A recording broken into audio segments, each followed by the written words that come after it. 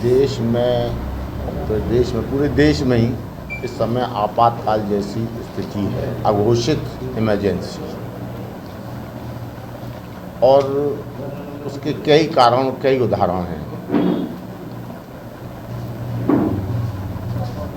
विपक्ष का कोई भी व्यक्ति किसी भी समस्या का पर उठाता है और अपनी बात कहता है तो सरकारें हर स्तर से, पुलिस से लाठी के दम पर या उन पर झूठे मुकदमे लगवाकर विपक्ष की आवाज़ दबाने का काम सरकारें कर रही हैं। और ये अघोषित आपातकाल जैसी स्थिति देश में है।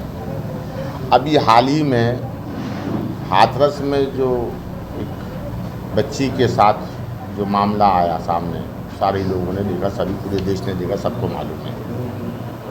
उस पर वहाँ एक भारतीय जनता पार्टी के मंत्री जी वहाँ गए थे, तो उन्होंने बड़ा दबंगी के लिहाज से बयान दिया, दबंगई दिखाते हुए कि प्रदेश में किसी की गुंडही नहीं चल पाई, योगी सरकार में किसी की गुंडही नहीं चल पाई, उनके शब्द थे। तो पूरा प्रदेश देख रहा, पूरा देश देख रहा है इस समय कौन गुंडही कर रहा है, कौन लोग गुंडों की भाषा बोल रहे हैं और कौन गुंडही करा रहा है, ये पूरा प्रदेश देख रहा है। लोगों की भाषा जो राजनीतिक लोगों की होना चाहिए, एक शालीनता की भाषा होना चाहिए, एक सेवक की भाषा होना चाहिए, वो ना होकर जब इस देश के मुखिया और प्रदेश के मुखिया बोलते हैं तो ये लगता है कि जैसे राजशाही लोग बोल रहे हैं। तो ये लगता है कि हाँ, कौन गुंडा है और कौन गुंडही करा रहा है, ये सभी लोग देख रहे हैं। और आज जो कोरोना के नाम पर, कोरोना इस देश का तो कोई मर्ज है नहीं, सारे लोग जानते, पूरी दुनिया जानती कि नवंबर दिसंबर में 2019 में ये मामला चलने लगा था कि वुहान में, चीन में तमाम ये कोरोना फैल रहा है। और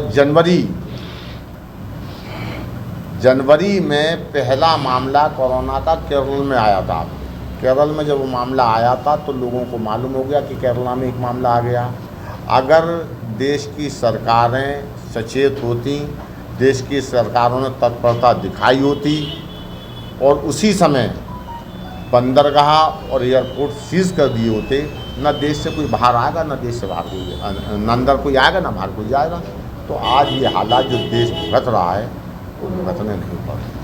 इसके लिए पूरी तौर से इस देश की सरकारें, इस देश के महानतम चौकीदार पूरी तरह जिम्मेदार हैं। और ये इसलिए भी हैं कि उनको ये मालूम था, उन्होंने इसकी आड़ में, कोरोना की आड़ में अपनी नाकामियाँ छुपाई हैं इस देश और प्रदेश की सरकारों ने।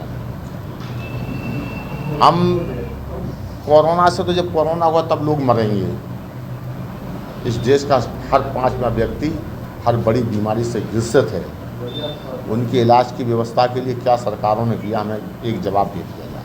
इलाज के लिए तरसते रहे, मारे मारे घूमते रहे, लोगों को इलाज नहीं मिल पाया, लोग बिना इलाज के मर गए। और किसी भी देश की, किसी भी प्रदेश की सरकार की ये संवैधानिक जिम्मेदारी है कि स्वास्थ्य की आदमी की चिंता करें, मगर कोरोना की आड़ में उन्होंने अपनी सारी चीज़ों को छुपा लिया, इसलिए कोरोना फैलने दिया गया। ट्रंप नमस्ते होता रहा, एमपी की सरकार गिराई जाती रही। और मैं पूछना चाहता हूँ भारतीय जनता पार्टी, आरएसएस और इस देश और प्रदेश की सरकारों से 5:05 का कौन सा वैज्ञानिक दृष्टिकोण था, कौन सा धार्मिक मुहूर्त था कि 5:05 पर तुमने थाली और ताली और लाइट जलवाने का काम किया।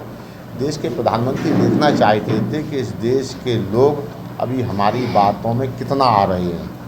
लोग समझ नहीं पाए, बेचारे देश के लोग हमारे, उन्होंने कर दिया।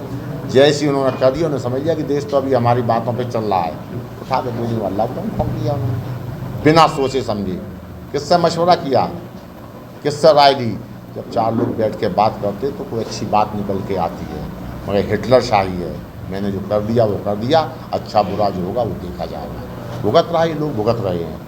और आज भी जो हालत है, आप रोज़ाना अखबार में देखिए, लोग आत्महत्याएँ कर रहे हैं।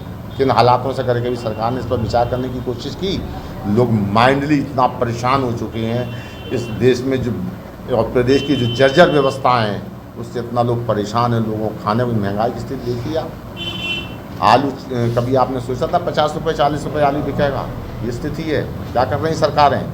प्याज कभी 100 रुपये बिकती है, लहसुन कभी 125 रुपये बिकता है। क्या करें लोग? कैसे रोटी चलाएं, कैसे खाएं? क्या व्यवस्था कर रही है? 500 रुपये खाते में डलवा दी, उस पर एहसान कर रहे हैं। इस देश का जो आदमी चूल्हा जलाता है, जो गरीब, और तीली जलाता है, माचिस, वो भी जीएसटी देता है।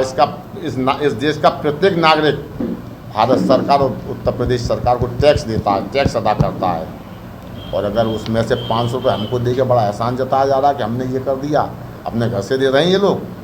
हमारा पैसा, जनता का पैसा, उस पैसे को दे के तुम बड़ा एहसान जताओ। धंधा सेठ बन रही है सरकारें, बड़ी धर्मात्मा बन रही हैं। तो ये स्थिति बहुत अच्छी नहीं है, इस देश के लिए बहुत ख़राब है। और आने वाले 2022 में समाजवादी पार्टी सरकार बनाएगी, और जो आज ये कर रहे हैं, लोगों के ऊपर अत्याचार, अनाचार, लोगों पे झूठे फर्जी मुकदमे, इन सब का हिसाब लिया जाएगा। इसके लिए उनको तैयार रहना चाहिए और जनता इसका जवाब अवश्य देगी।